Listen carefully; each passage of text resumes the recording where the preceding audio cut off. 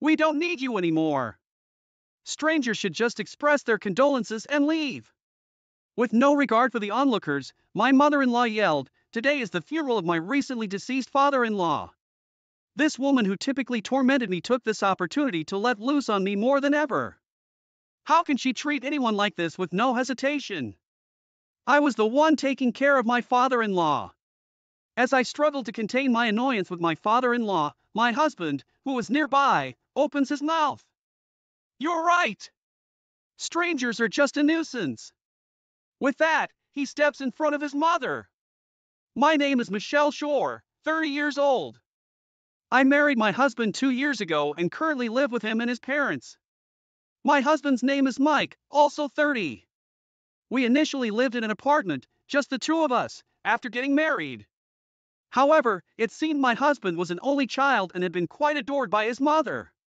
The calls from his mother were frequent, sometimes several times a day, even after our marriage. 'Mike, when will you come live with me? I don't mind if it's just you. Please come back. I'm lonely.' You know, the greatest form of giving back to your parents is to just be with them. She would constantly beg for us to live with her like this. My husband didn't take it seriously and certainly had no intention of moving in with her. But one day, his father came to see us. 'Mike, Michelle, could you consider living with us?' At this unexpected proposal, Mike asked with a troubled face, 'What's this all about, Dad? You and Mom, you're both healthy. There's no need for us to live together, is there? We are physically well, but it's still rough at times for me, mentally. I may have reached my limit living alone with your mother.' 'What do you mean, Dad?' Well, after hearing the full story from his father, it seemed that ever since Mike had moved out, his mother's behavior had been progressively getting worse. She would verbally abuse his father and withdraw money from the bank without even asking. When they checked the balance of the bank account they had been saving for their retirement after a few months, it appeared that she had spent as much as $10,000 without even asking. When confronted, his mother readily confessed but showed no remorse. What's worse, she had no intention of returning the money and started complaining that the house has become uncomfortable since Mike left.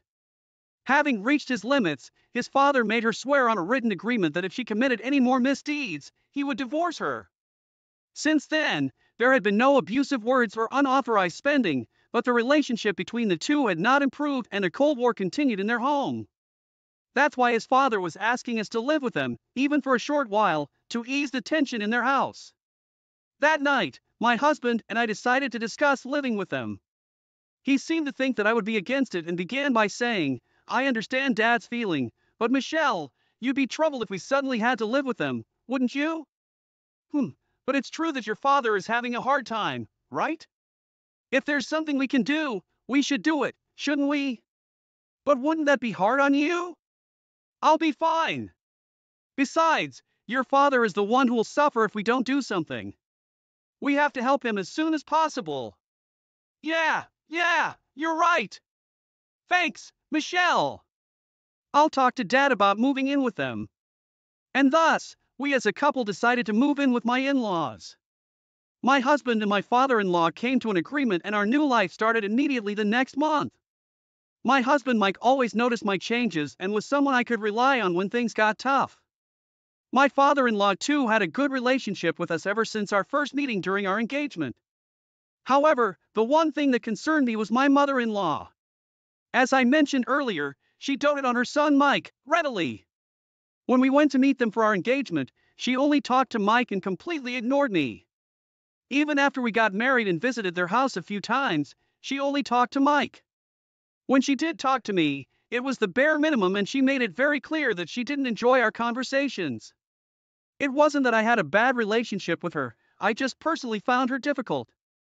However, since moving in, she was always happy because she got to live with Mike. So we didn't have any major issues, even though she never really talked to me.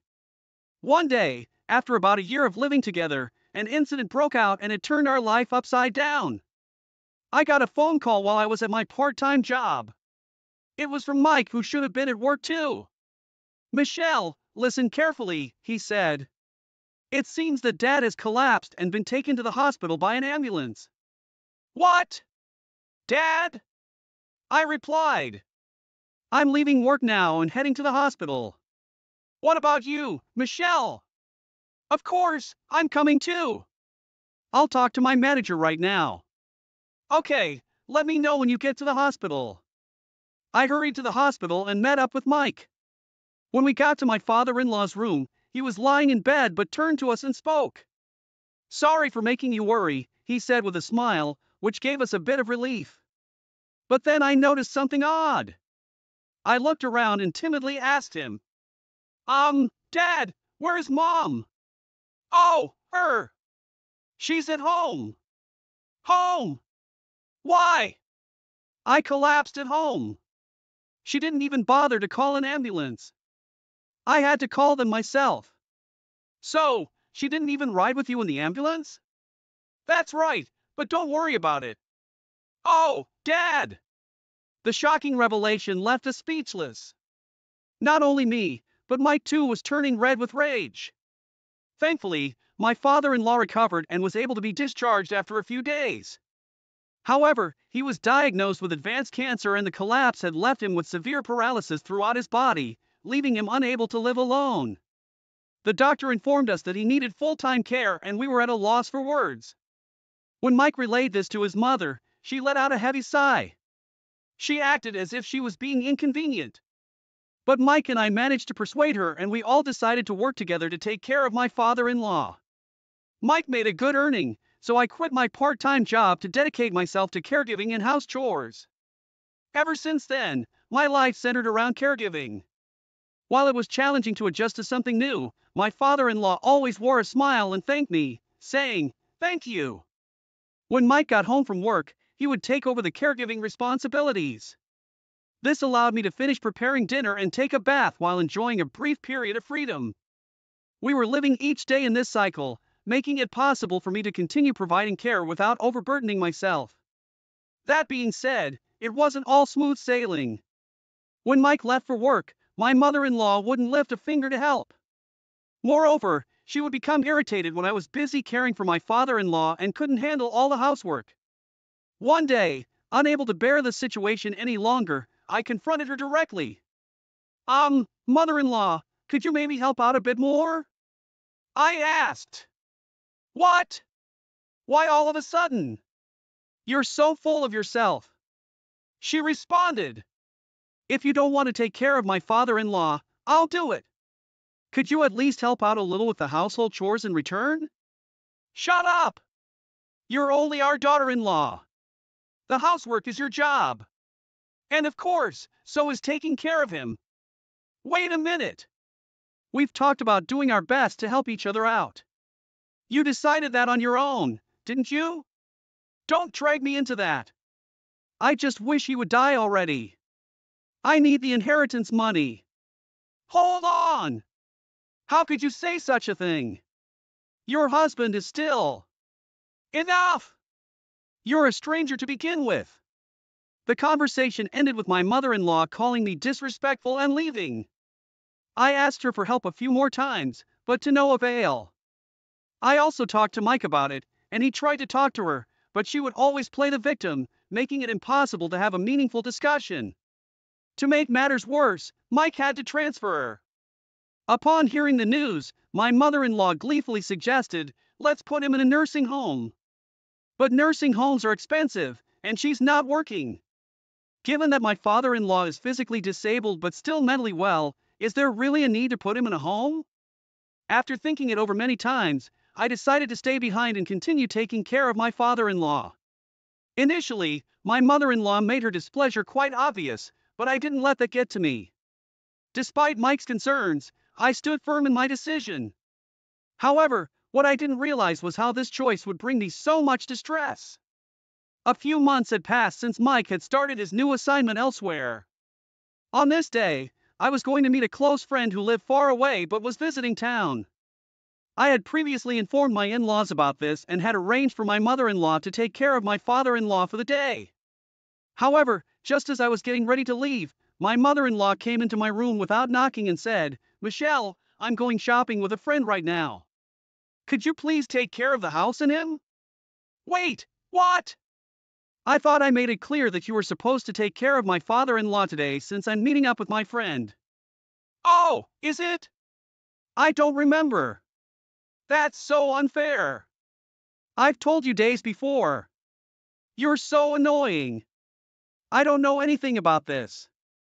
Just be grateful that I'm letting you live here, rent-free. But I was really looking forward to meeting my friend after so long. Even a fool like you has a best friend, huh? Birds of a feather flock together. Don't worry. You'll meet them again soon enough. Well, good luck. My mother-in-law hastily left through the door. I broke down crying. Why? Why is it always me? I do the housework and take care of Mike's father every day. Isn't it okay to go out for just one day? This is too much. Just because you hate me, this is too much. A mix of unplaced anger and emptiness overwhelmed me, making it hard to recover. But now that my mother-in-law was out, I had things to do. I wiped away my tears, texted my best friend about what had happened, and got back to the household chores. I prepared the meal for the elderly care and headed towards Mike's father's room. When I knocked and entered the room, Mike's father called out with a serious look. Michelle, my father-in-law, what's the matter? I'm sorry. Because of my wife, your plans got ruined. Ha! Did you hear that earlier? My father-in-law slowly nodded. Then he pulled something out of the drawer next to his bed and handed it to me. My father-in-law, this is. Could you do me a favor in my stead? But are you sure? Yes, I am. It's something I decided a little while ago. Saying that, he pulled out a voice recorder from under his pillow. When the play button was pressed, an unbelievable voice came out. After hearing everything, I promised to fulfill my father-in-law's wish and went to this one place on a later date. But that was the last thing I was able to do for my father-in-law. 2 weeks later, my father-in-law's condition suddenly worsened in the middle of the night. Even though he was rushed to the hospital by ambulance, it was too late and he passed away. My husband, who hurried back from out of state, was not able to be there at the end. Father-in-law, what's the matter? My mother-in-law, who always claimed it was too much of a hassle, left all the arrangements for the wake and funeral to my husband. We held a simple wake just with our close family members, and then the day of the funeral arrived. My father-in-law had started his own company when he was alive and continued to work until the day he collapsed, though he had an extensive network. A large number of people attended the funeral, all showing tears for my father-in-law's death. I exchanged greetings with my father-in-law's acquaintances and waited for the funeral to start. Then my father-in-law, who had been sitting on a chair at the edge, approached me with determination. Michelle, how long do you plan on staying here? Ha! Not ha! Now that his care is done, there's no need for you to be here anymore. Wait, mother-in-law, what are you saying? We don't need you anymore. Strangers should just send their condolences and leave. Without caring about the surrounding eyes, my mother-in-law spit out these words as if making fun of me. At her loud voice, the surrounding people started to murmur. My mother-in-law reached out her hand to me and smirked. Leave your condolence gift and go. At that moment, I felt my blood rush to my head. Who does she think she is? Just leave your condolence gift? We don't need you. This is no joke. How much do you need to insult me to be satisfied? I stepped closer, about to give my mother-in-law a piece of my mind. But the person standing in my way was none other than my husband, Mike. Slowly, with a hard stare at his mother, he began to speak. That's right, Mom. Strangers are a nuisance. My dear son, you think the same, right, Mike? Yeah, I do. So, could you please leave, Mom? You're not my mother anymore. Just take your stuff and go. What? Mike, what are you desperately clinging to her son? My mother-in-law's face tightens into a forced smile. Her voice trembles, her disturbance clearly visible. Mike turns to me, trying to convey something. Understanding his intention, I explain the situation to my mother-in-law. Mother-in-law, no! Margaret, please leave immediately. What did you just say? In your position as a daughter-in-law? I'm no longer your daughter-in-law. I'm a complete stranger. What are you talking about? You're not planning to steal that man's inheritance, are you? You've conspired with him and Mike to do this. No way! All of that man's inheritance is mine. No, it's not anything like that. After all, you're not getting a single penny of the inheritance.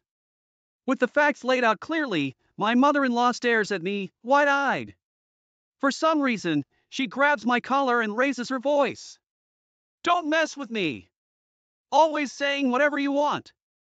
I don't want you deciding the distribution of that man's inheritance. It's your husband's will. Oh, really? And? I don't care about his will. As his wife, I'm guaranteed a share of the inheritance. You won't get it. After all, you're divorced from my father-in-law. What? Yes, my mother-in-law is already divorced from my father-in-law. And I was the one who submitted the divorce papers. That day, my father-in-law showed me his divorce papers. Previously, he had made a pact saying, the next time you commit a misdeed, we'll get a divorce. Out of precaution, he had apparently made my mother-in-law sign the divorce papers. She continued to torment me, even ruining my plans with my best friend. When my father-in-law found out, he was as furious as if it had happened to him. On top of that, she secretly entered my father-in-law's room to steal money, showering him with horrible words like, die already, just pass on and leave the inheritance, etc. These cruel words were recorded by a voice recorder that my father-in-law had hidden by his bedside. Once I finished explaining all of this, the color drained from my mother-in-law's face. In front of her, Mike presented the divorce certification. To my mother-in-law, who was left speechless, I said one last cold sentence. Do you understand? You were long since abandoned by my father-in-law. It's just horrible that you trampled over the feelings of such a kind man. Wait a minute. Without his inheritance, how will I live? You've got to be kidding. Someone as lowly as you have no right to inherit the legacy left by my father-in-law. You should be thankful you've been able to live freely until now. From now on, you'll live a lonely life on a meager social security check. I'll never help you. I hope you suffer more than my father-in-law did when he was sick and struggled to survive. With these words, my former mother-in-law left, crying. The funeral commenced shortly after, but she never returned. After the funeral, I returned home, but she was nowhere to be found. I packed my belongings and moved to my husband's place. Since we deleted my former mother-in-law's number, we have no idea what kind of life she's living now. Even if she were in trouble, we would not help her. Of course, we have no intention of seeing her either. After the move, Mike and I bought a small Christian shrine and decided to place a picture of his father. I started looking for part-time work nearby, and we returned to our dual-income lifestyle. It's busy, but quite fulfilling. Bye, Dad. I'm off now, Mike said. I'm leaving too, father-in-law, I also said and left. Every morning, we do this, paying respects to the picture of Mike's father before we head to work. It seems like the man in the photo is smiling, a useless freeloader who can't even walk is not welcome here. What are you doing? I exclaimed. Samantha pushed me, wheelchair and all, down the stairs for more than 10 steps. Though I successfully broke my fall and managed to avoid any serious injuries. Without offering any assistance, Samantha sneered at me. You're just a jobless bum, just get a divorce from my son already. Fine. I replied. Little did she know that I was earning $800K a year. She had no idea about the future that awaited if I were to leave. She even brought my son into the conversation. Oh, and we'll be taking custody of Ken, too. No, I won't let that happen. Stop joking. There is no way that you can properly raise a child. I was determined to protect my son at all costs. I couldn't possibly leave him with this devilish woman. This was when I decided to seek revenge against her. I don't need a home like this, even if they wanted me. A month after I left their house, I received a barrage of phone calls from Samantha. Perhaps she had finally realized the gravity of the situation, but it was already too late. My name is Shelley, and I just celebrated my 45th birthday last month. I live with my husband and our 5-year-old son.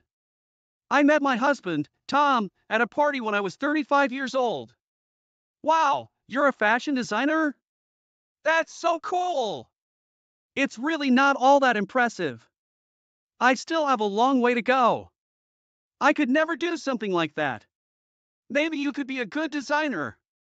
I'm not particularly skilled at socializing, so I must have seemed out of place at the party. But Tom approached me to ease my discomfort. My first impression of him was thoughtful and genuine. My parents have been bugging me lately to be more independent. It's so annoying. You're living with your parents, right? Yeah, but I'm getting up there in age, and they want me to live on my own. Why don't you come live with me? At that time, we hadn't officially started dating yet. I still don't know why I said such a thing, but it just came out of my mouth spontaneously, like a reflex. Maybe I was attracted by something about him, somewhat, being vulnerable and childlike. We officially started dating when he moved into my place. Hey babe! When we have a child, my dad will give us some money. Ha! What do you mean? I don't really get it either. It's like a celebratory thing, I guess. But, I don't know. To be honest, I didn't have much of a desire to get married. I also thought having a child would be difficult, given my age. However, my husband was quite optimistic and seemed excited about the idea of receiving some money. At this time, we had already been dating for 4 years, and I was approaching 40. No way! I was in the bathroom, clutching my head. I also did not plan anything ahead carefully. It seems I'm pregnant. Really? That's great! Then we should get married, right? Yeah! Unexpectedly, on my 40th birthday, I discovered I was pregnant, and we soon arranged our marriage. At this point, my work was on a stable path, and I was willing to invest time for my baby on the way. However, after having our son, my husband's attitude started to change. During the pregnancy, my husband didn't seem any different from before. But, you did really well. What's wrong? The moment my husband looked at our newborn son, he uttered something extremely absurd. Is he really my child? What are you talking about? Everyone in the room froze for a moment at his words. He doesn't look anything like me, does he? You can't tell, he's just been born. Oh well. I'm heading back to work for now. With that, my husband left the room, without looking back. I couldn't accept his words. My husband hardly spent his time with our son and time just passed by. After all, our son Ken had turned 3. Where's Dad? He said he was going to be late because of work today. But you have Mom here with you, okay? Okay. Last year, Tom was here for Ken's birthday. But it felt like he was just there out of obligation. And this year, he claimed to be working late. I am not even sure if he is actually working late. So, that evening, I had spent modest yet joyful moments just with my son. I'm back! I heard the sound of the front door opening. Hi, Tom! Did we have something today? It's Ken's 3rd birthday today. I answered with a firmer tone. Oh, I forgot! I stopped him on his way out of the room. Can't you at least say happy birthday to Ken? Why? He glared at me. It's your son's birthday. Why you don't understand? I'm tired from working late. I'm going to bed. Hey! My husband didn't say a word to our son and went into the bedroom. Of course I was mad, but I was more concerned about our son. I timidly looked at my son and he was acting like nothing has happened. He is only 3, but he seemed to understand the whole situation. It's okay, Mom! He said with a smile, and I could see tears in his eyes. From this point on, I ceased all expectations from my husband. I put our son to bed and sat alone on the couch. Then my husband came over with a smile and said, I forgot to mention, my dad gave us 10 grand as a baby shower gift recently. Oh, when was that? About 2 days ago, I think. So I thought we could go on a trip sometime. That's quite sudden. Isn't it good to do something like that occasionally? I couldn't quite understand what he was thinking, but I accepted the plan, hoping it would bring some joy to our son. And on the day of the trip, we were planning to go on a hot spring getaway. Not even 10 minutes after leaving home, my husband suddenly said, "I'm sorry, but we have to cancel this trip." I don't understand. Ken was looking forward to today. Oh, come on! I can't do anything. My boss invited me to play golf. You should just decline. What? Stop giving me orders. You can't even manage household chores and parenting effectively. He snapped back at me for some reason. He even started looking at his smartphone while driving. Stop driving with your phone. I'm just replying to him. Can you just be quiet for a bit? And in the next moment, it happened. Our car drifted into the oncoming lane. As soon as I realized that we were going to crash, I turned my body toward the back seat, trying to shield Ken. Then, I lost consciousness upon impact. Shelly? Are you okay? I woke up to a voice calling my name.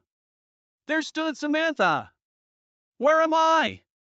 What are you saying? We're in the hospital, of course. I recalled something important. What about Ken? Is our son all right? Samanata replied with a smug smile. The kid is fine.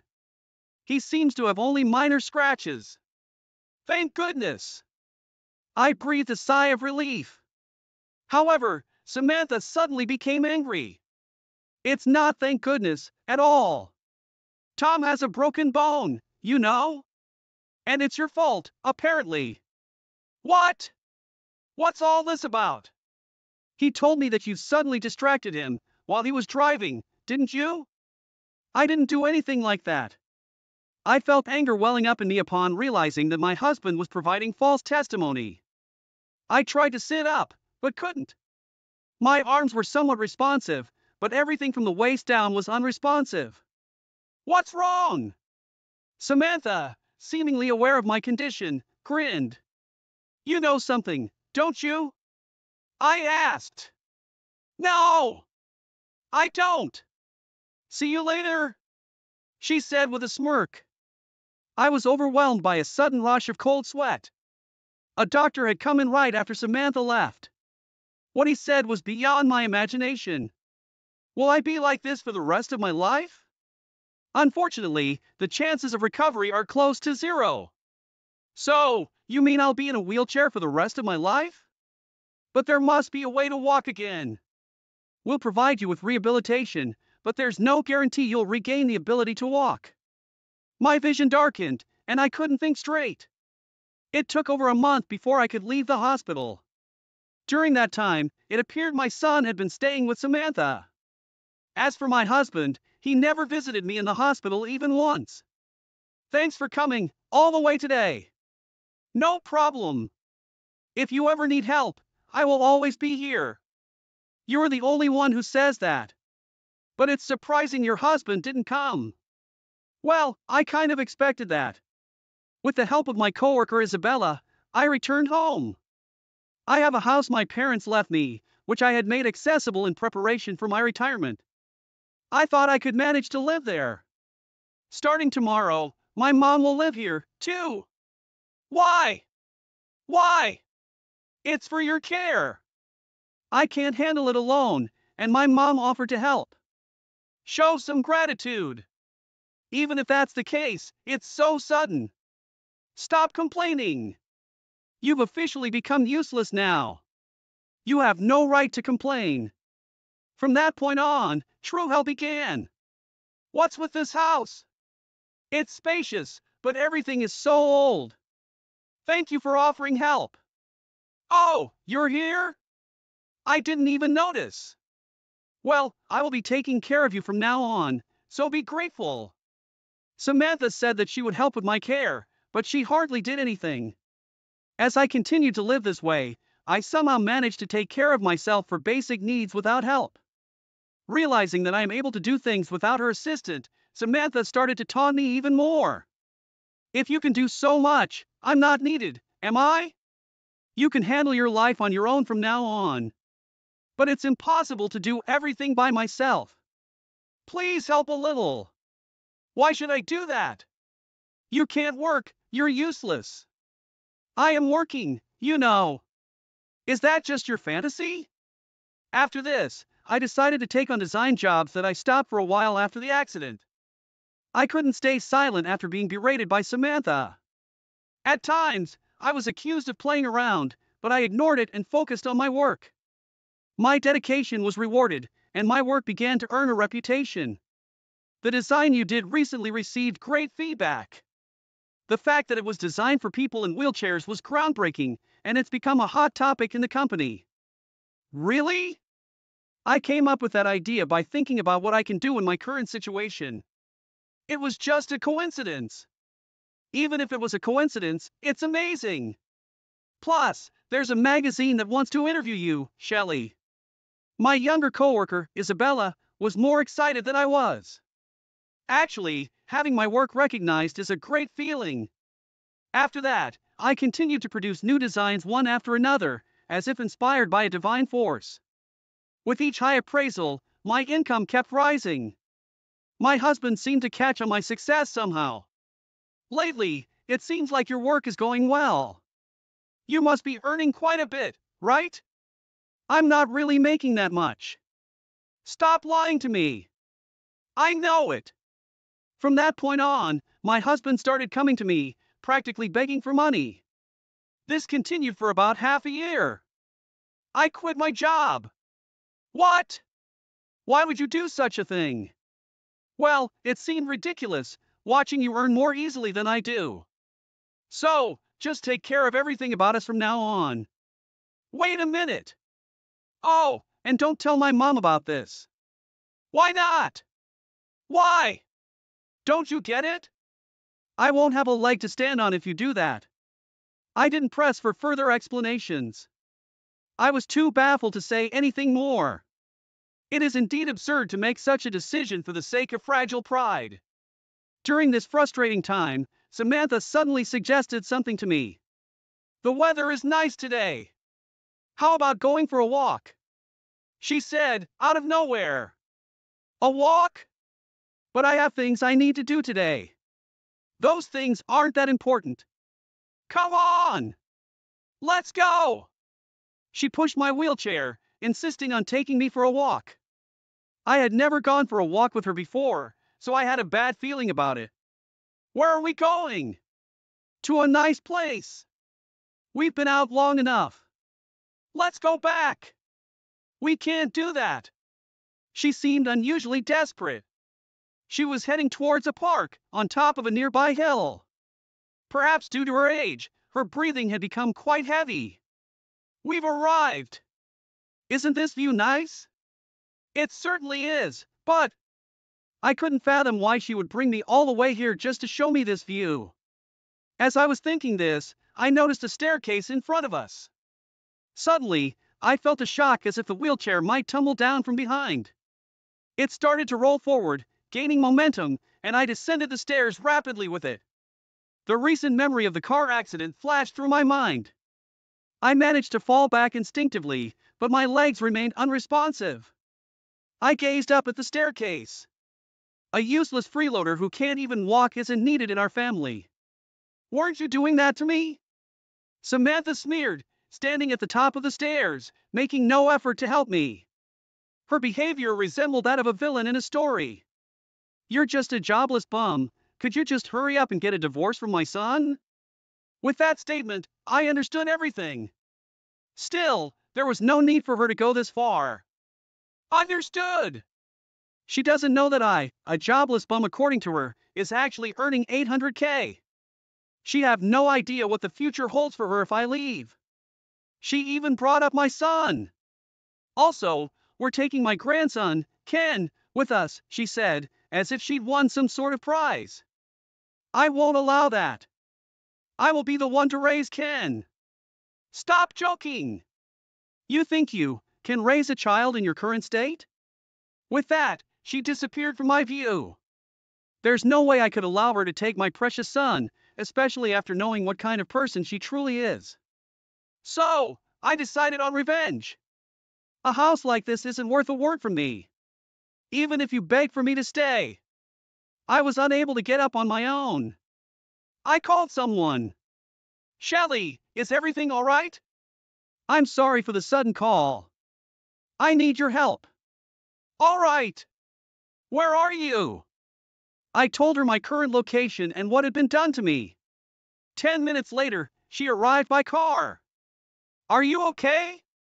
I managed to drag myself over here, but I'm quite exhausted. I crawled to the nearby bench. Why would something like this happen? It seems like I was really disliked. I responded wryly.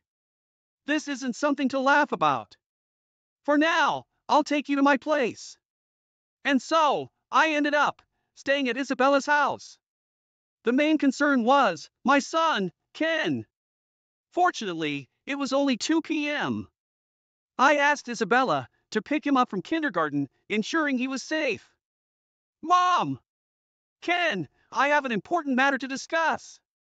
Mom is planning to live separately from Dad. Who would you like to live with, Mom or Dad? I want to be with Mom.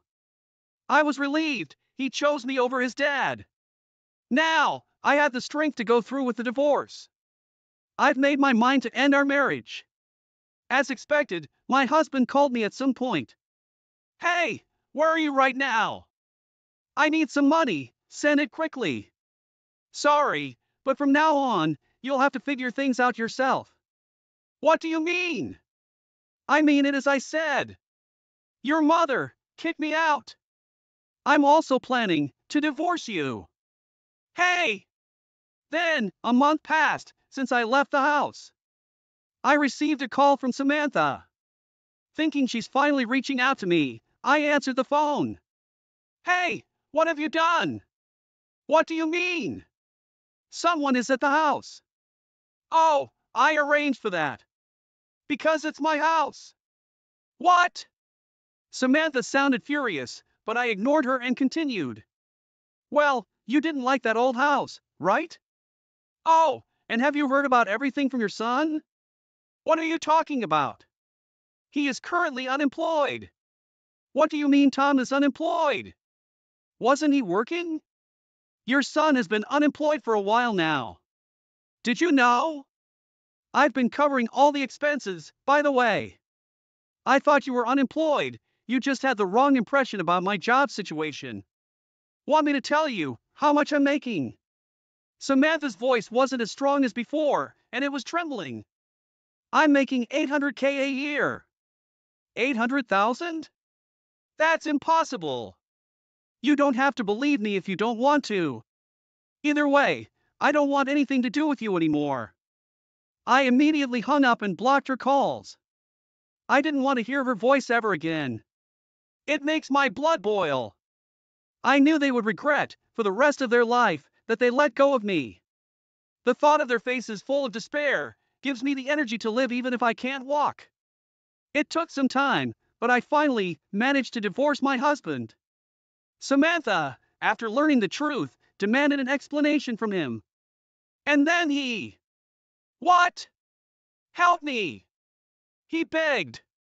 It seems like you're confused. We're no longer together. You're on your own. We've lived together all this time. You never helped with our child, and you had only minded your business. Say hello to your mother for me. I hung up, and of course, I blocked his number as well. I cut ties with them, but I'm not finished with Samantha. What she has done to me is a crime. I don't know what legal decision she'll face, but I can't help but feel a sense of excitement, thinking she might have sleepless nights. As for us, even if you move, call me anytime, and I'll come running. Just like last time? I teased. I'm joking, but thank you. Of course. Really? If you say that, then we'll count on you. You can count on me, my son, Ken, and I moved to a new place. It's been a tough journey, but my efforts in rehab are showing results. My legs are slowly regaining sensation.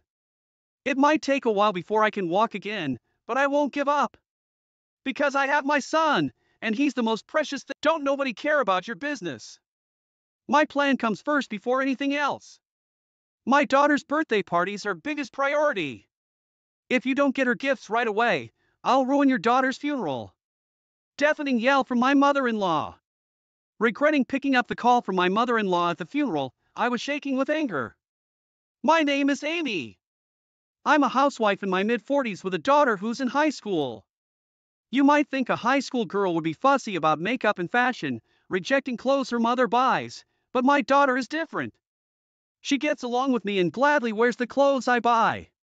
She's a considerate and kind girl, but she's not like most girls her age. She can't lead a normal life, putting on makeup, dressing up, falling in love, and enjoying her student life. It's tough. Are you okay? Your fever, yeah, it's a bit down. Want to eat something?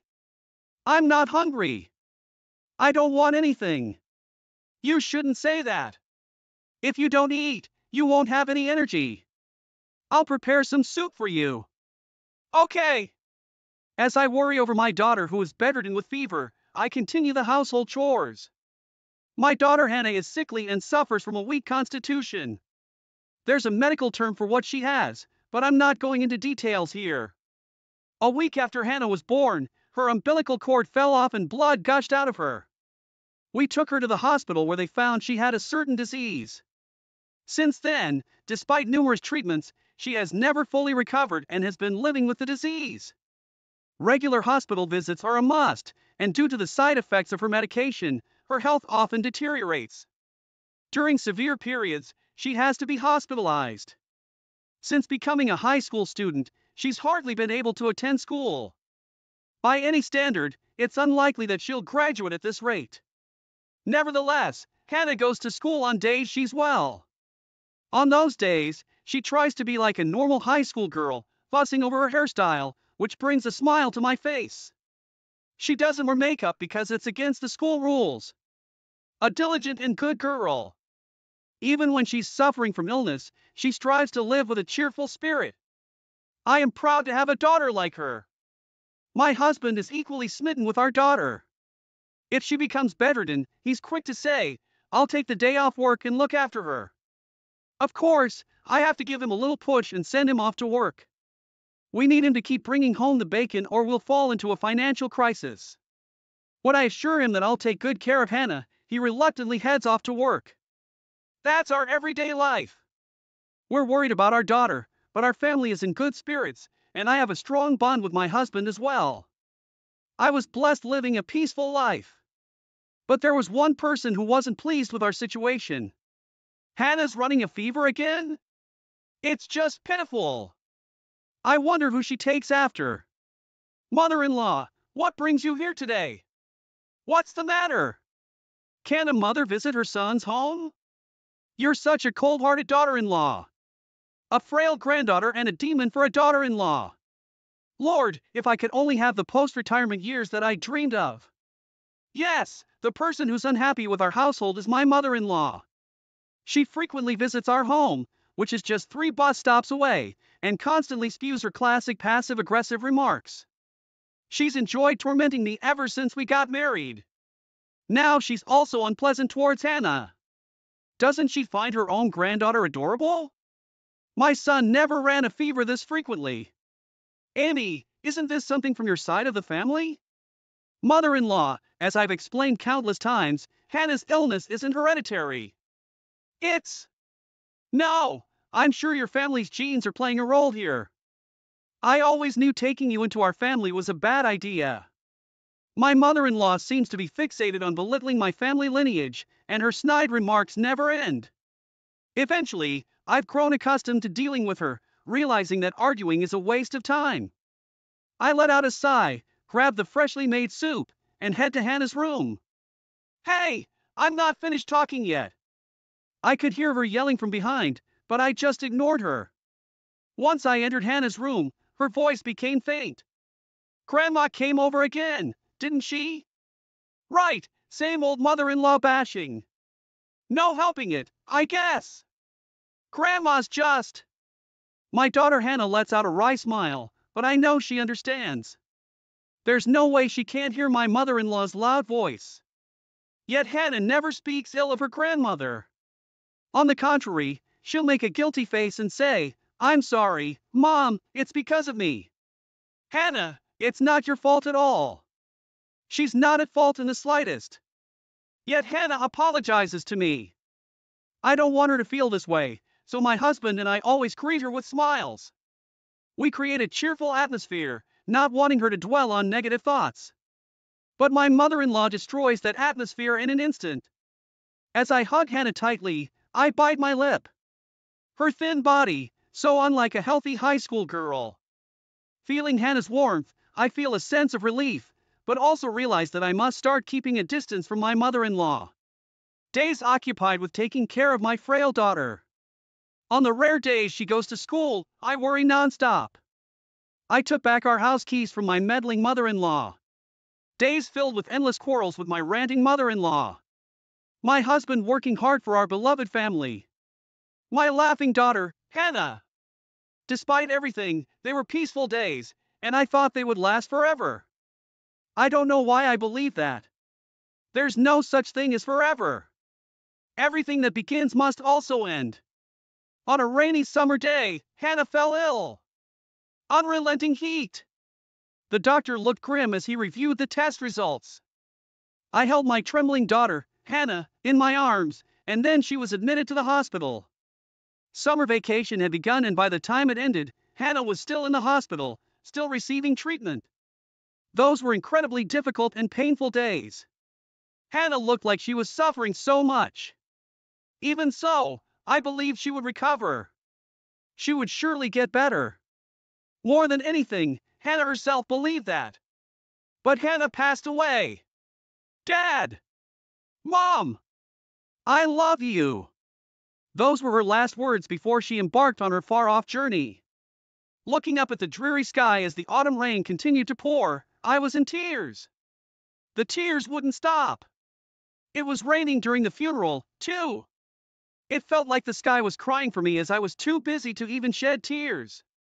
The tears I shed on the day Hannah passed away have now dried up. I was that busy. My husband, too, had taken time off of work and was rushing around. I was swamped with contacting relatives and Hannah's school. That's the only way I could cope. I couldn't stand it unless I was busy. The loss I felt from losing Hannah was that immense. Many people came to the funeral in the rain. Even though she didn't go to school much, many of her friends came to pay their respects. And they all cried. There were kids who screamed and cried out in disbelief. Some broke down crying, saying they would love her forever. Watching them, I felt a perverse sense of happiness. Everyone loved Hannah. Knowing that she was a child who was so loved, I couldn't help but feel happy. Many people spoke to me. And they all praised Hannah. My parents hugged me as they cried. I couldn't help but break down in tears. It was then that my phone, which was in the pocket of my black funeral attire, vibrated. I had my phone on me in case someone needed directions to our funeral's location, so I quickly stepped away from my seat and looked at the screen.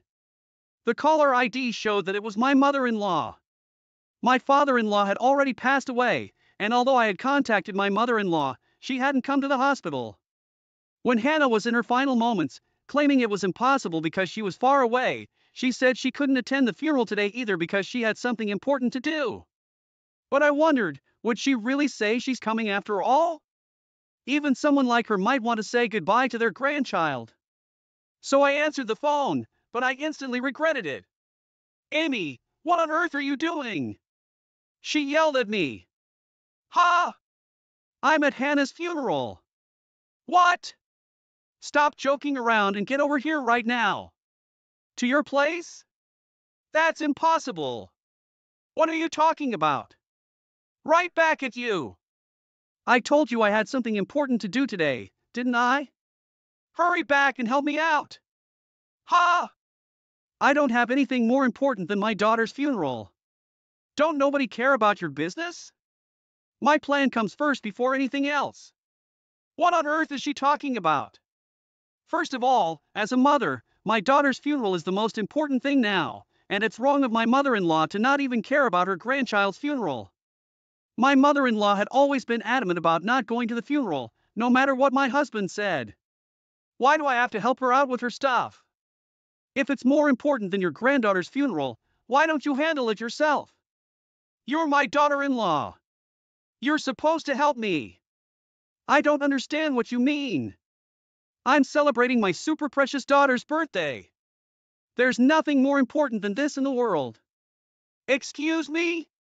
I couldn't help but take an extraordinarily long time to respond. Ha! What did she just say? Mother-in-law's daughter, that's my sister-in-law, isn't it?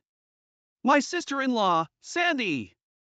I remember she lives in some incredibly remote part of the world where the only means of communication is through a phone that hardly ever gets reception. Because of this, while we did send an email about today's funeral, we have no idea when she'll read it. So, what's this about Sandy's birthday? Ha! What about Sandy's birthday exactly? Sandy's coming home after such a long time, and coincidentally, it's her birthday too. We have to celebrate it grandly, don't we? Like I care! So I need to thoroughly clean my house and prepare a huge feast. So come over here fast. But as I said, I'm in the middle of a funeral right now. I don't care about that. My daughter is more important than my granddaughter. Also, bring a present with a budget of over $500. Hurry up! If you don't bring any gift right now, I'll ruin your funeral. Click! I hung up on her. I couldn't stand to listen any longer. If I had to hear any more from my mother-in-law, I felt like I'd march over there with a baseball bat. Just how selfish can my mother-in-law be? Your daughter over your granddaughter? I'm not saying they should be compared, but to say your daughter is more important? More important than a funeral? She must be kidding. I told my husband Mike everything that had happened, and we decided to ignore her. Mike tried to contact Sandy, but either she was still in the plane, or we just couldn't reach her. Pulling myself together and regaining my composure, I returned to shedding tears at my daughter's funeral. The day after the funeral, Sandy visited our place. She read Mike's email and flew here right away. She apparently thought it would be faster to come home than to try to get in touch while traveling from where she lives, but it took her a great time to get here. In the end, she didn't make it to the funeral, Sandy bowing her head in apology. After paying her respects at the altar, she shared various stories with us. There were stories I had never heard before about my daughter and Sandy, who we hardly ever got a chance to see. Listening to that, I found myself reminiscing about my daughter when she was little, and once again, I started to cry. In the end, my mother-in-law didn't even bother to come to pay her respects. My sister-in-law, Sandy, deeply bowed her head and apologized for this. I'll do something about my mom, she said before leaving, but I wonder what she meant by that. Then, a few days later, the reality that my daughter was gone still hadn't sunk in, and I found myself in her room. I gently stroked her study desk. The room, untouched since her death, was filled with so many memories of her. Just as I felt like I was about to cry again, the doorbell rang unexpectedly. Startled, I quickly wiped away my tears and was speechless as I looked at the monitor. To my surprise, it was my mother-in-law. My mother-in-law, who had angered both my husband and me with her inappropriate remarks on the day of the funeral. She hadn't even come to pay her respects, and even after a few days had passed, she hadn't shown up. What does she want now? I had no intention of opening the door, so I responded via the intercom. What can I do for you, mother-in-law? Oh, Amy, please help me. Just after I was left puzzled by her unexpected plea for help, I might end up joining my granddaughter if this keeps up. Please help me, she exclaimed, saying something unthinkable. Wondering what was going on, I reluctantly opened the front door, and my mother-in-law fell in. What's going on? Help me! My daughter! My daughter! Ah! While I was tilting my head, not understanding what she was trying to say, a figure suddenly came into my view. Well, here you are, Mom! The figure was Sandy. She had a smiling face, but somehow it gave off a silent pressure. Eek! She's here! Ha! What? What? Seeing the pale face of my mother-in-law, who screamed at the sight of Sandy, I was completely stunned. What on earth is happening? Oh, come on, don't say things like, she's here, it's rude. See, Mom, it's your cute daughter, right? No, no, no, not cute at all. What in the world is going on? Just until the other day, she was talking about her daughter and her birthday being more important than my daughter's funeral. What happened in just a matter of a few days? While I stood there, bewildered, Sandy handed something to our mother-in-law. Don't worry, the next part is much easier. Here, you just need to put this on your head and go about your life. Saying this, Sandy put it on my mother-in-law's head. She shook it off and hid behind me. I'm not wearing that. Why not? People will think I'm a weirdo if I walk around with that on my head. Wondering what on earth it was, I looked at the object that had fallen to the floor. It was a mask. Not the kind of mask you would see at a fair, but something, I don't know, a mask that you might see worn by a tribe living deep in Africa during some strange ritual. The kind of thing a shaman might like. And why does Sandy have something like this? Why put it on my mother-in-law's head? This mask is used for fortune telling where I live. Sandy explained in response to my question. It has an interesting look. It's a great craftwork that has been passed down since ancient times. I was stunned. Well, yeah, looks like it. So you're going to put this mask on top of my mother-in-law's head? Not on her face? If it's on her face, she wouldn't be able to see anything. This isn't an ordinary mask with holes for the eyes. I mean, if it did have holes in them, I wouldn't mind letting her wear it on her face. And what happens when she puts it on? Oh, you didn't know? This mask has a demon-repelling effect. As if I would know about such an effect. A demon repellent? Exactly. You see, no matter how hard you think, she's clearly possessed by a demon, right? With that, Sandy pointed at my mother-in-law, her own daughter, saying such a thing. So this is what she meant by I'll do something about my mom. So if she wears this for a few days, I think she'll definitely become a normal human being with morals. I've been trying several methods for the past few days. A different method? I had her wear a necklace of garlic and run around the neighborhood. Isn't that for vampires, not demons? Or are vampires also demons? I'm not quite sure, but oh well. But what's with the running? Is that why my mother-in-law has been looking so worn out? That must have smelled terrible. Garlic isn't that bad unless you cut it open, you know. That's not really the point, but that's beside the point. The issue is that she wore that and spent a few days that she was running. I really wish I could have seen that scene. Do you want to see the pictures? Oh, yes, please. Sandy has pictures. What a pro! You guys, what are you so happy about?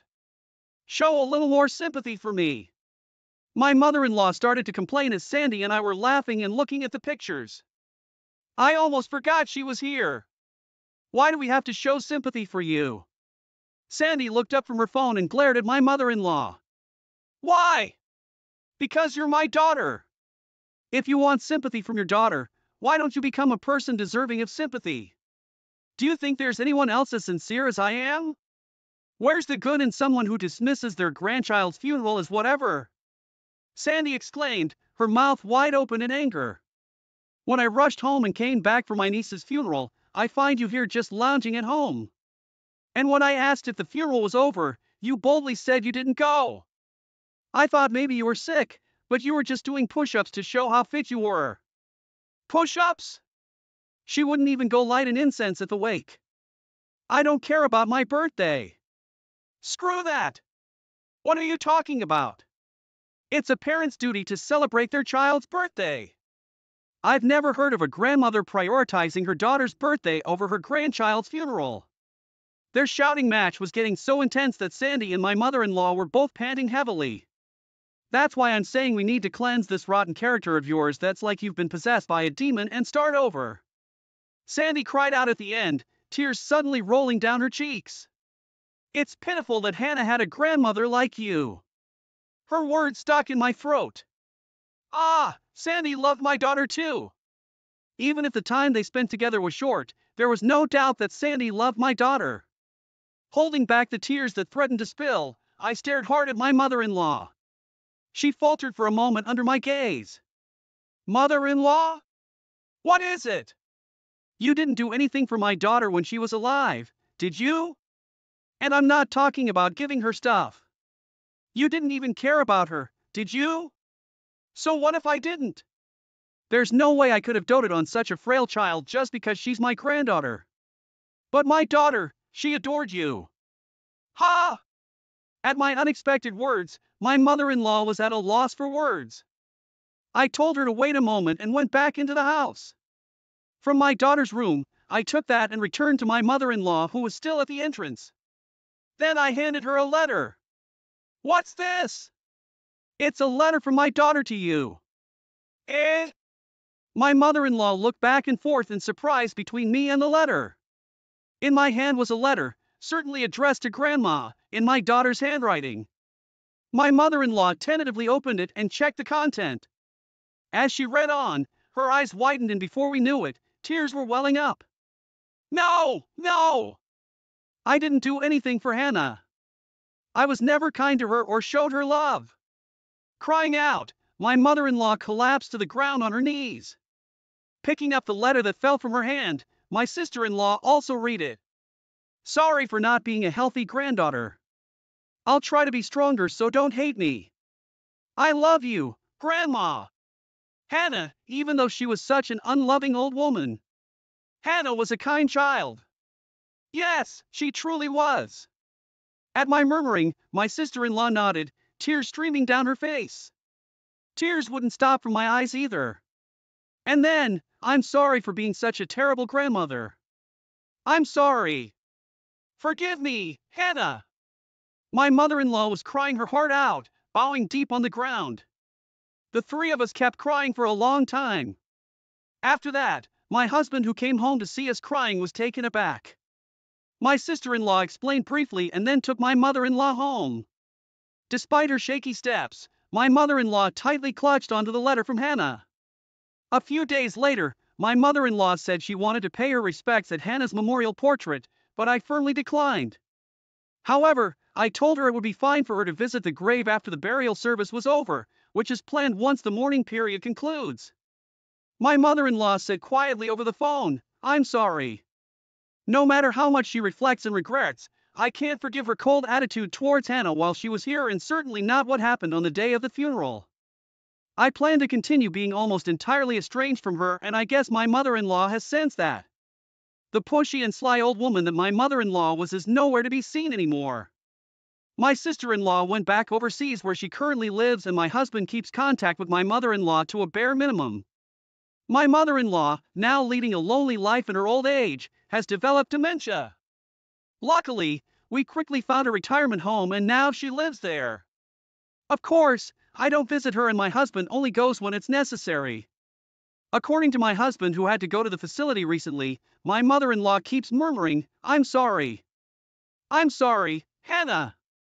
Even hearing that, I feel nothing. No matter how many years have passed, I can't forgive her and I don't even want to. But then I think, in my gaze is a picture of Hannah, smiling happily. If it was Hannah, that kind girl, she probably would have forgiven my mother-in-law. No, she probably never even held a grudge in the first place. She was such a kind child. Mom, I love you. I thought I heard her voice. And gently wiped my... How many people actually have good relationships with their mother-in-law? I've often wondered about that, given my rocky relationship with my mother-in-law, Mary. Don't get me wrong, I never disliked Mary. In fact, I always wanted to get along with her. But from the very beginning of our marriage, Mary has been bending my intentions out of shape. My husband and I got married 4 years ago. We met through mutual friends and hit it off right away, starting to date. On our 3rd anniversary, he proposed. He's not much of a talker, but he's always been kind and calming, a real rock for me. So when he proposed, there was no hesitation. I said yes, and we happily tied the knot. As for my father-in-law and mother-in-law, I never had any particular thoughts about them. During family meetings, our conversations were always pleasant. No snide comments or anything. I figured we'd just keep a healthy distance and get along fine. Then came our first Christmas after getting married, and that's when the drama started. At the time, I was pregnant with our daughter. While I wasn't showing much yet, I was trying to take it easy because it was my first pregnancy. But when we arrived at my in-laws' house for the holidays, Mary immediately put me to work preparing the Christmas dinner. My husband was busy drinking with my father-in-law, Bob, and didn't notice how I was being treated. Mary had me cooking, cleaning, and running around nonstop. When I tried to rest because of the baby, she would say, "What are you doing just sitting there? You need to know your place. Just because you're pregnant doesn't mean you can slack off." She would force me back to my feet and keep ordering me around. I followed all her instructions, yet the next set of orders came instantly. So much for relaxing during the holiday break. I never expected our first visit to the in-laws' house to be this exhausting. By the time we got back in the car, I was completely drained. My husband should have noticed what was happening between Mary and me, and it frustrated me that he didn't seem to care. But he had been enjoying his time talking and drinking with Bob, so maybe he just wasn't paying attention to me. I couldn't bring myself to confront him about it. After that, our daughter was born, and during the following summer, we went to my parents' house. My parents live about an hour away from our apartment, just like my in-laws, so we visit them every few months. However, Christmas at the in-laws became an annual tradition, but the pressure to visit them often increased after our daughter was born. It might just be because they want to see her, but for me, it's been a source of stress. Every time I go to the in-laws, I know I won't be able to relax, and Mary will always have some sort of task for me. I knew all too well what I was getting into, and if it were up to me, I wouldn't have gone. But my daughter was still young, and I couldn't just leave her behind. My husband, as clueless as ever, didn't seem to notice that Mary was making my life miserable. The only one who seemed to get it was Bob, but he's practically invisible at the in-laws' house. He never says anything to Mary. Mary knows this, so she doesn't openly harass me when my husband is around, but if Bob is there, she'll make snide remarks. On top of that, she has me prepare meals and then serve them only to my husband and Bob, saying, "We'll eat later. We have chores to do."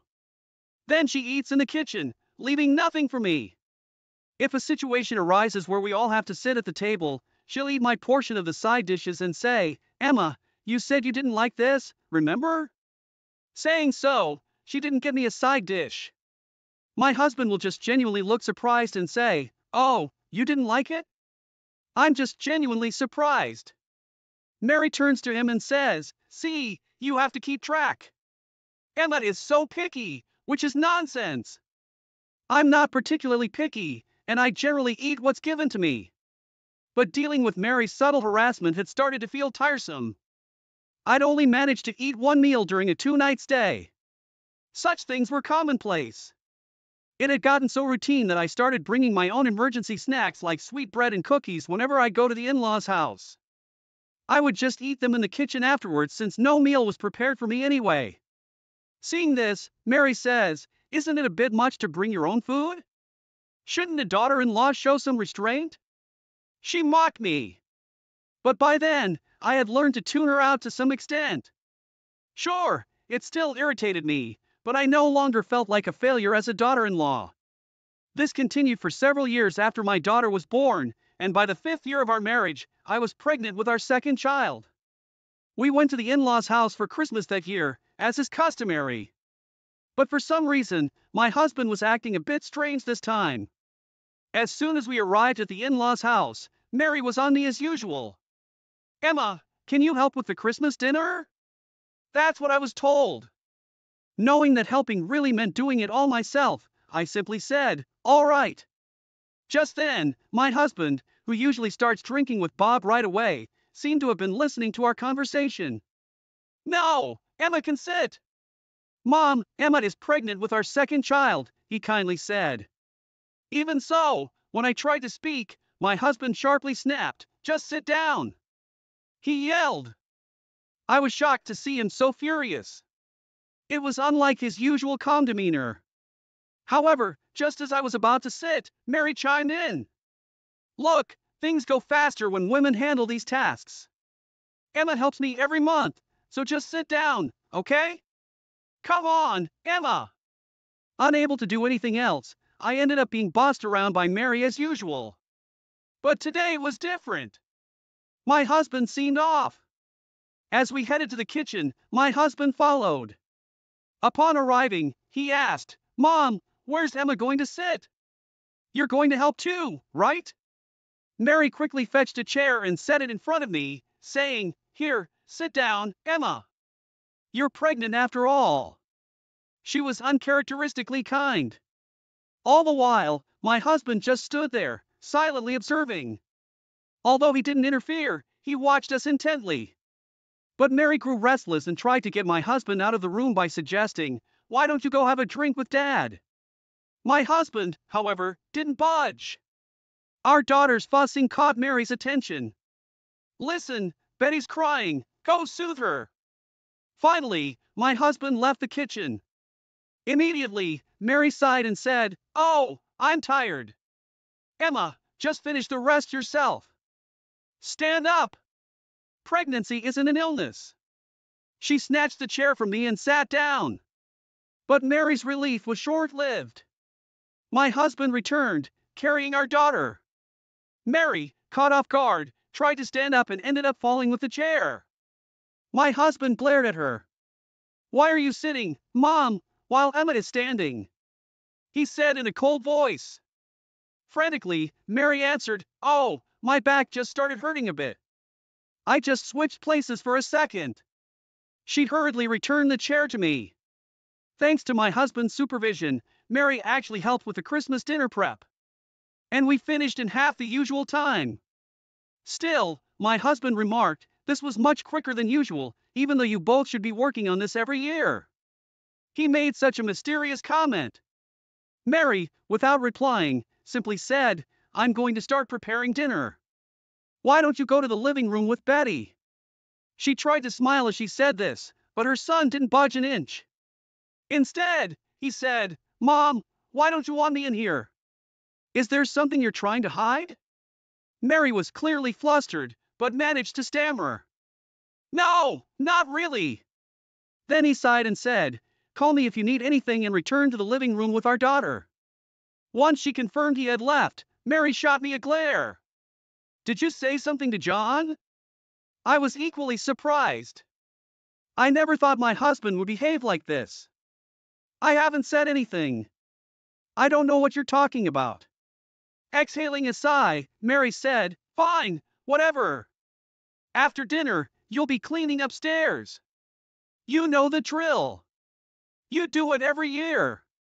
After that, I prepared dinner, and as usual, Mary served my husband, Bob, and herself first. But today was different. My husband insisted. We won't eat until Emma joins us, thwarting Mary's plan. So we all ended up eating together. He kept adding more side dishes to my plate. "Emma, you're pregnant. You need to eat well." Usually Mary would give me less food, assuming I disliked certain dishes. But she couldn't intervene this time. "Emma, are you sure you like that? You don't have to force yourself to eat." She tried to snatch the dish away from me. "No, Emma eats what she's given. It's better for the baby if she doesn't have food preferences," my husband said, so Mary couldn't say anything more. After dinner, I usually do the dishes by myself, but this time my husband stepped in. "I'll do it today, Emma. You sit down." He grabbed the dishes from me and headed to the kitchen. Seeing this, Mary whispered, "Letting John do that. You're a failure of a daughter-in-law. Go clean the upstairs." That's what she said to me in a whisper. As much as I didn't want to share a space with Mary, I was about to head upstairs when my husband stopped me. "Emma, where are you going?" I didn't know how to respond. And before I could say anything, he seriously asked, Did Mom tell you to do something? No!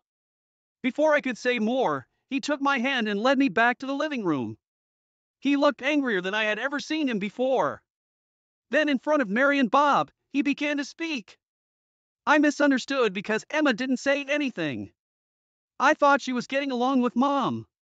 Mary looked shocked at his words. What have you been doing to Emma, Mom? He asked. Looking flustered, Mary responded. What are you talking about? Emma and I get along just fine. Right, Emma? She looked at me, seeking agreement. Well, about that. Before I could elaborate, my husband spoke again. Every time we come back from visiting here, I notice Emma looking down.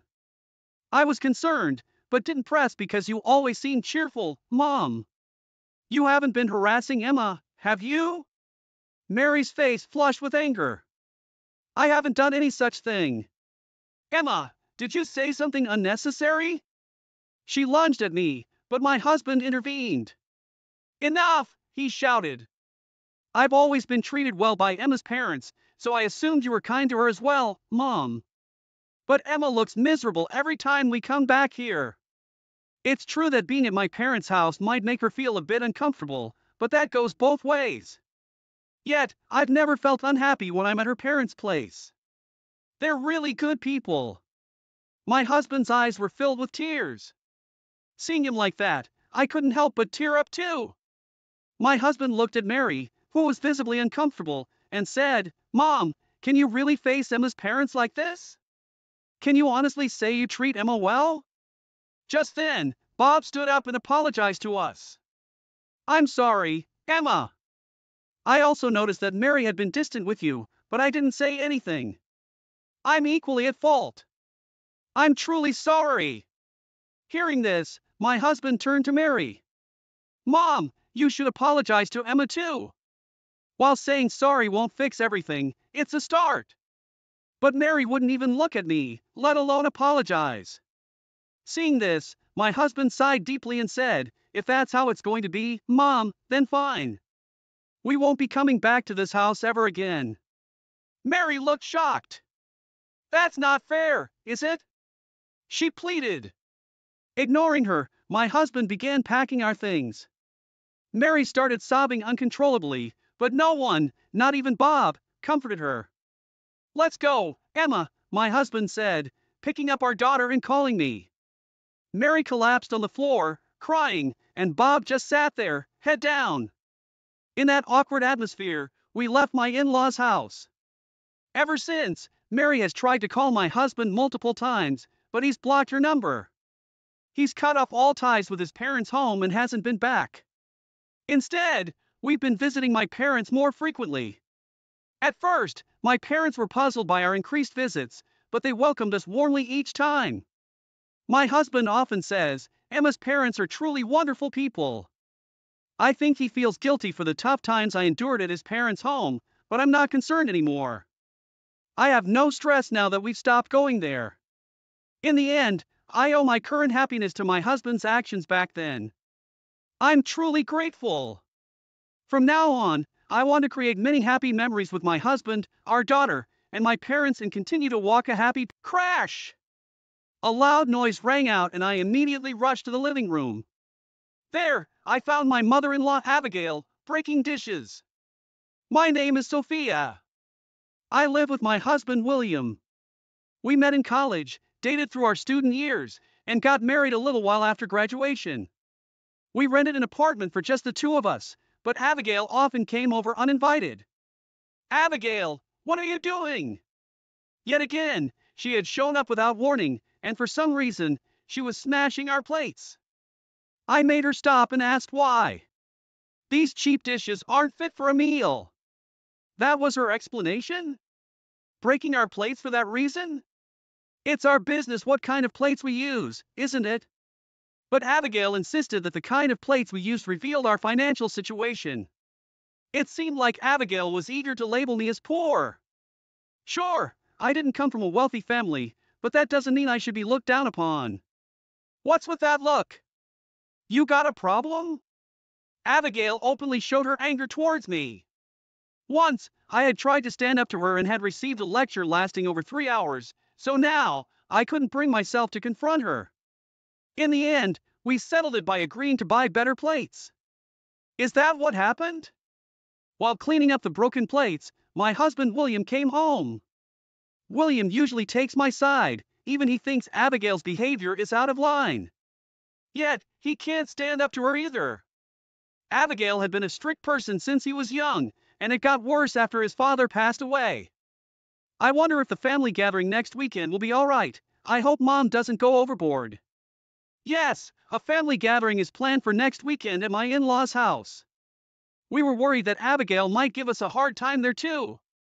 So, that's how we went into the family gathering full of apprehension. Welcome, you poor thing! As expected, Abigail threw those words at me as soon as I arrived. The family gathering had just begun, and let me tell you, Abigail was out for blood. She went on and on about how poor people like me have no basic table manners or any sense of proper dining, adequate. She made it her mission to embarrass me in front of everyone. William tried to come to my defense, but Abigail wasn't having any of it. She continued her verbal assault. There I was, at my in-laws' family gathering, still on the receiving end of Abigail's nastiness. What a poor woman she is! The moment she said this, the room went silent, and it felt like my mother-in-law had lost it all. I had had enough. I stood up in the middle of the family gathering. Everyone looked shocked. Abigail was quick to speak. Sophia, where do you think you're going? We're in the middle of a family gathering. Hearing this, my irritation reached its peak. I finally snapped back at her. I can't dine with someone as uncouth as you, Abigail. The room buzzed with whispers. Abigail's face turned beet red. She then loudly berated me. How dare you? You're just my son's wife, how insolent! Family members tried to calm her down, but Abigail was unstoppable. Clearly, my defiance had struck a nerve. William also looked visibly disgruntled by her behavior. Being the wife of my son means you're here to be harassed by me, especially when you're poor. It's unthinkable to stand up to me. Abigail seemed to be living in her own world, pushing her so-called common sense onto everyone else. I thought just because it's your common sense doesn't mean it's everyone else's, you know. It's pretty telling how she's lived her life. If she can't even understand that simple fact. As I was getting ready to leave, Abigail tried to stop me. Wait, you can do. I'm not done making you miserable. Is she serious? Even in this situation, she still wants to continue tormenting me? She is so insensitive that it's gone beyond infuriating, it's downright baffling. Family members tried to rein in the irate Abigail, but she wouldn't stop.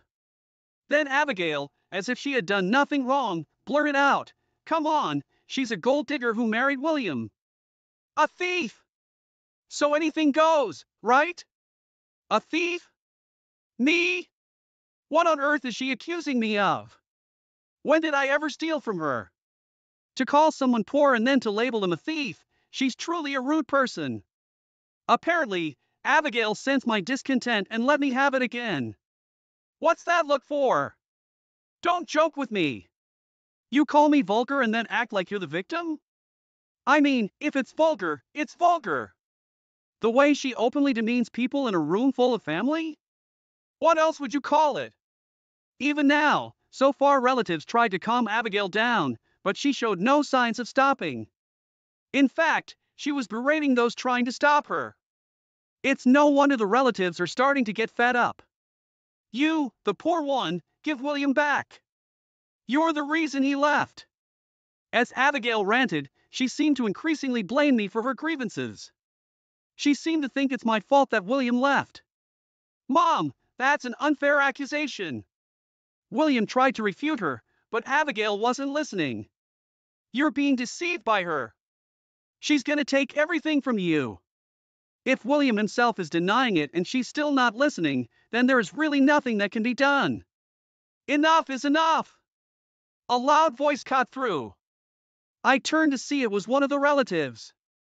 They seemed quite angry that Abigail had ruined what was supposed to be a family gathering. Even after being scolded, Abigail wasn't backing down.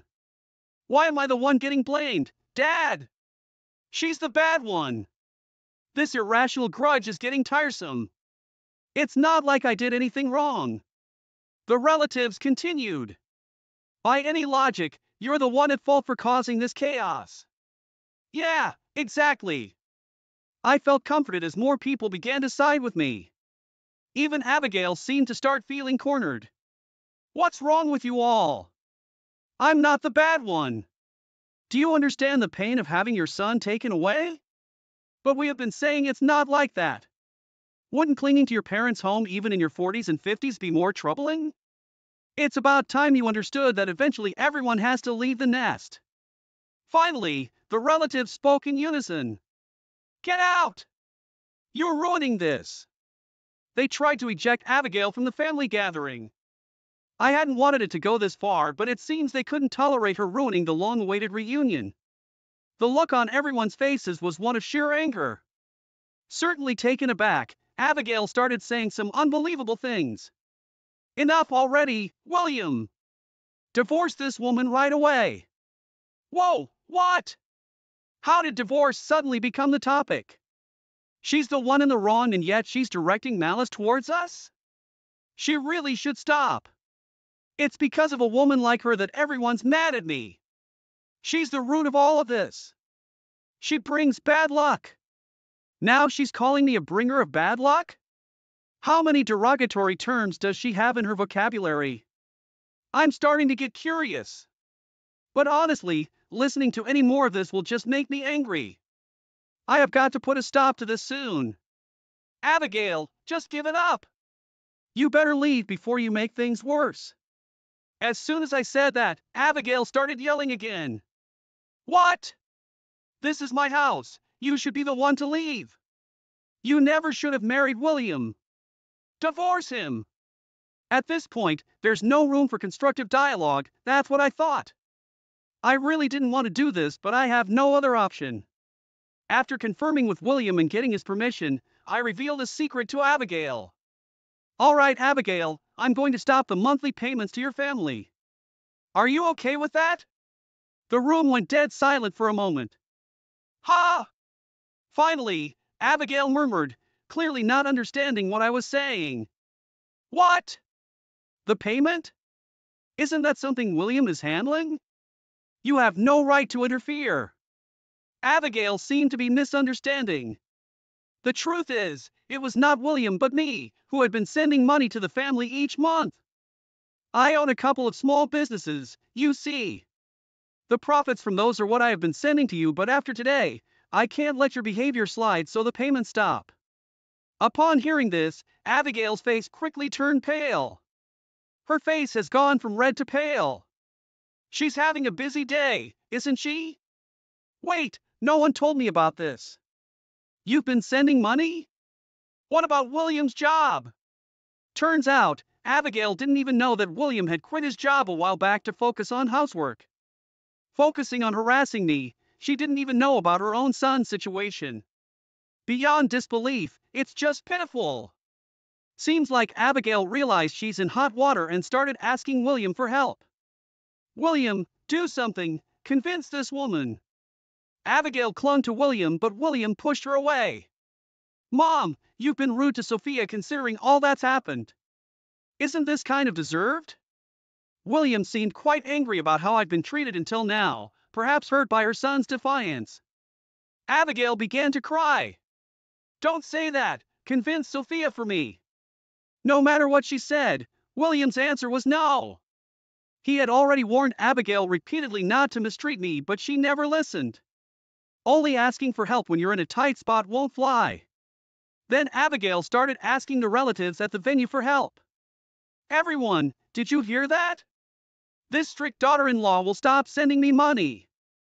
I won't be able to make ends meet. Isn't that awful? Desperate times call for desperate measures, it seems. It's a display of tenacity. However, just like William, the relative said, it's your own fault, you're responsible, and didn't take Abigail's side. Abigail looked desperate, but she still had the energy to angrily retort, how cold-hearted.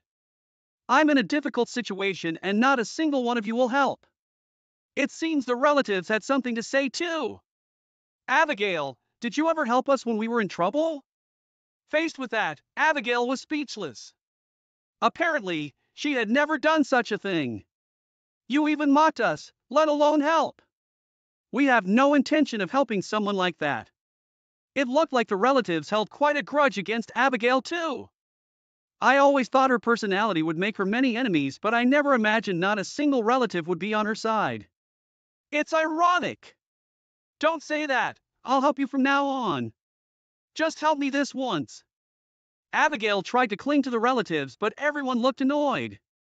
Well, of course, only asking for help when it suits you and crying while doing it, that's obviously annoying.